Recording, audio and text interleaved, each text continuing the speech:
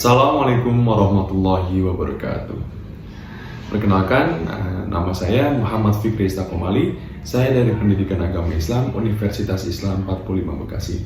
Dalam video kali ini, saya akan membahas atau mengulas buku Pendidikan Agama Islam kelas 11. Mau tahu selanjutnya? Simak video berikut ini. Dalam konten buku Pendidikan Agama Islam kelas 11 ini, mencakupi yang pertama ada deskripsi buku, yang kedua ini ada metode pembelajaran, yang ketiga ada deskripsi materi-materi, yang keempat ini ada kritik dan saran. Nah, deskripsi buku. Buku ini disusun berdasarkan kurikulum 13 yang telah direvisi dan disempurnakan, menyajikan pembelajaran yang didesain untuk merangsang budaya literasi atau baca dan tulis, menanamkan nilai-nilai dasar wawasan kebangsaan dan keindonesiaan, penguatan pendidikan karakter, dan mendorong pembaca untuk memiliki keterampilan abad ke-21, yaitu pemikiran yang kritis, berkreasi, komunikasi, dan kolaborasi, bertujuan untuk melatih pikir tingkat tinggi.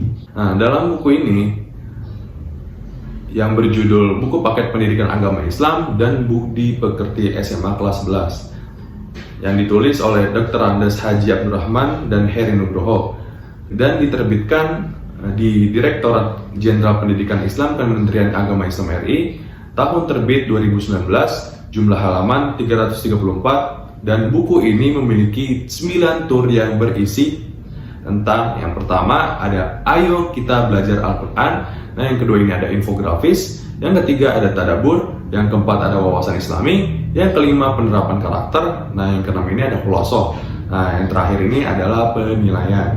Nah, itu adalah 9 tur yang ada di buku Pendidikan Agama Islam kelas 11 ini. Nah, dalam materi buku ini mendeskripsikan bahwa memiliki 11 pelajaran sebagai berikut. Menjadi muslim yang taat, kompetitif, dan beretos kerja unggul. Nah, yang kedua ini ada menapaki kehidupan yang benar bersama kitabullah. Nah, yang ketiga ini menjadi pemberani karena benar. Yang keempat, pengurusan jenazah. Yang kelima, menebarkan Islam dengan santun dan damai melalui khutbah, dakwah, dan tabligh. Nah, yang keenam ini ada mengambil pelajaran dari kejayaan peradaban Islam. Yang ketujuh ada hidup damai dengan toleransi dan menghindari dari tindakan kekerasan. Yang kedelapan ada meneladani Rasul Allah dengan perilaku santun. Yang kesembilan, menghormati dan patuhi orang tua dan guru. Yang kesepuluh, hidup berkah dengan ekonomi Islami. Nah, yang 11, peradaban Islam pada masa modern. Nah, itulah 11 materi pelajaran yang ada di buku Pendidikan Agama Islam kelas 11 ini. Di bab 1 ini berjudul Ayo Kita Membaca Al-Quran, yang berisikan dengan konten yang pertama menelaah Quran Surat An-Nisa ayat 59 dan Al-Ma'idah ayat 48, At-Taubah ayat 105, serta berbagai hadis tentang ketaatan, kompetisi dalam kebaikan, dan etos kerja yang unggul. Dalam judul Ayo Kita Membaca Al-Quran, seperti ayat-ayat yang sudah diterangkan seperti Quran An-Nisa ayat 59, Al-Ma'idah ayat 48, dan At-Taubah ayat 105, serta berbagai hadis dengan maksud agar penetapan hukum dengan adil tersebut dapat dijalankan dengan baik. Maka diperlukan ketaatan terhadap siapa penetap hukum itu. Nah, ayat ini memerintahkan kaum muslim agar menaati putusan hukum, yang secara hierarkis dimulai dari penetapan hukum Allah. Bab kedua ini diberi judul Menapaki Kehidupan yang Benar Bersama Kitabullah, yang berisikan dengan konten memahami kitab-kitab Allah Subhanahu wa Ta'ala, hubungan dan perbedaan Al-Quran dengan kitab suci lainnya, mushaf dan suhuf, dan pentingnya beriman kepada kitabullah dan mengimani Al-Quran. Nah, setelah menelaah materi-materi di bab kedua ini, penulis berharap kepada pembaca agar memiliki keteguhan terhadap kitab sucinya, sehingga memiliki sandaran hidup yang kuat dalam menjalani hidup yang syarat dengan tantangan dan cobaan. Nah, yang ketiga ini dengan judul Menjadi Pemberani Karena Benar, yang berisikan dengan konten yang pertama ini ada syaja'ah untuk kejujuran. Yang selanjutnya ada keterkaitan syaja'ah dengan kejujuran dan dalil syaja'ah atau berani karena benar. Nah, dalam materi ini tentu menjelaskan bahwa setiap muslim khususnya harus menjadi pelopor syaja'ah. Nah, di tengah problematika umat dan bangsa yang minim dalam menyuarakan berani karena dia benar. Nah, berani dalam membela kebenaran ini serta berani berkata dan bersikap dan berbuat jujur. Nah, bab keempat, pengurusan jenazah yang berisi umur dan kematian, pengurusan jenazah, takziah, dan ziarah kubur. Nah, hal yang pertama yang perlu kita lakukan untuk mengurus jenazah adalah memandikannya. Nah, setelah itu membersihkan jenazah dari beragam kotoran yang menempel di tubuhnya. Nah, sebelum dibalut kain kafan menjadi keharusan bagi umat Islam yang mengurusnya. Namun, cara memandikan jenazah juga memiliki tata cara tersendiri. Nah, seperti yang kita ketahui bahwa arti kata takziah adalah berkunjung ke rumah seseorang yang sedang berduka untuk memberikan penguatan keluarga yang ditinggalkan dan memberikan doa bagi mereka yang berpulang pada Allah Subhanahu wa Ta'ala. Itu arti kata takziah. Nah, yang ketiga ini ada ziarah kubur. Nah, ziarah kubur ini termasuk amalan sunnah yang dianjurkan dalam Islam. Karena kenapa? Karena saat ziarah kubur itu akan mengingatkan kita kepada kematian. Namun sebelum ziarah kubur, Anda harus mengetahui adab ziarah kubur sesuai sunnah dan membaca doa ziarah kubur. Pada hakikatnya, kita tidak tahu seberapa lama kita akan hidup di dunia ini dan mengetahui sebuah kematian. Nah, seiring berjalannya waktu, umur terus bertambah. Hal yang harus kita amalkan ketika ajal menjemput. Perbanyak ibadah dan kebaikan. Karena amal baiklah yang ditanya kelak di akhirat nanti. Bab kelima. Bab kelima ini dengan judul menebarkan Islam dengan santun dan damai melalui dakwah, khutbah, dan tablik. Yang berisikan yang pertama ada menjadi duta Islam yang damai, yang kedua ini ada khutbah, yang ketiga ada tablik, yang keempat ada dakwah, yang kelima ada persamaan dan perbedaan khutbah dan dakwah. Berikut saya akan menjelaskan perbedaan khutbah, tablik, dakwah secara bahasa. Nah, khutbah ini merupakan kegiatan berdakwah atau mengajak orang lain untuk meningkatkan kualitas takwa dan memberi nasihat yang isinya merupakan ajaran agama Islam. Nah, contoh yang biasa kita lihat saat sholat Jumat. Nah, khutbah hari raya Idul Fitri dan Idul Adha. Orang yang memberikan materi saat khutbah tersebut dinamakan khotib. Nah, selanjutnya ini tablik. Nah, tablik menurut bahasa Arab, tablik berarti menyampaikan. Nah, menurut istilah artinya menyampaikan perintah dan larangan Allah Subhanahu wa Ta'ala. Nah, yang selanjutnya ini ada dakwah.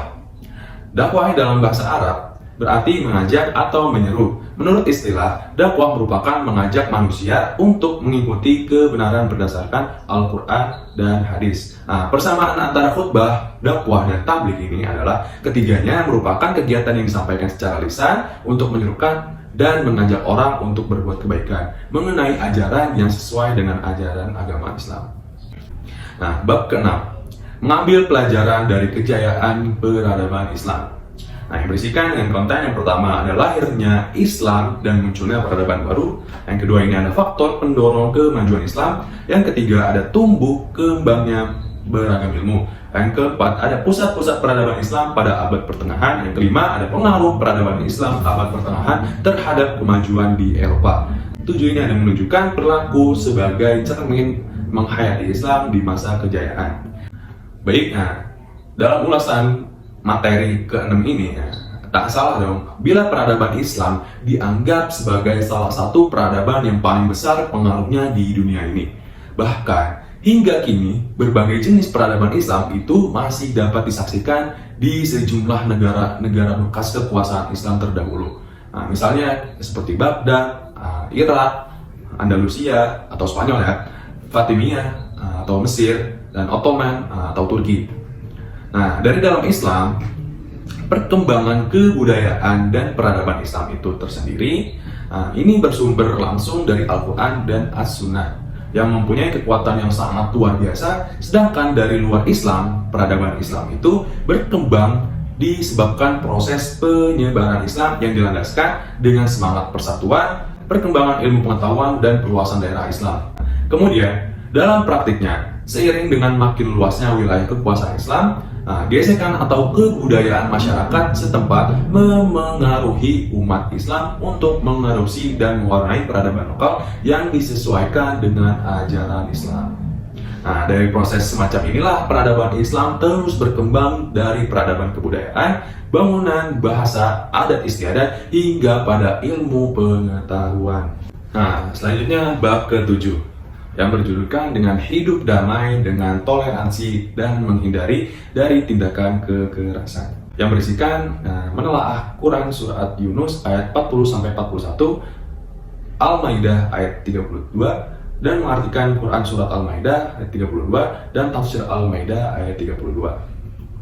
Isi kandungan yang terdapat dalam Quran Surat Yunus ayat 40-41 menjelaskan tentang bagaimana orang-orang beriman dan tidak beriman, orang-orang yang berbuat kerusakan dan tidak membuat kerusakan. Allah Subhanahu wa Ta'ala Maha tahu apa yang manusia perbuat dan semua perbuatan akan mendapatkan ganjarannya. Quran Surat Al-Maidah dan tafsir Al-Maidah. Dalam tafsir, beberapa faedah dari ayat ini, bisa jadi dua orang atau melakukan ibadah yang sama, namun yang satu diterima dan yang lain ditolak. Bab ke-8 yang berjudul meneladani Rasul Allah dengan perilaku santun, yang berisikan dengan konten yang pertama, ini pengertian, dalil nakli, jumlah, dan nama-nama Nabi dan Rasul, sifat-sifat Rasul dan tugas Rasul. Setiap Rasul pasti sudah menjadi nabi, tetapi tidak semua nabi adalah rasul.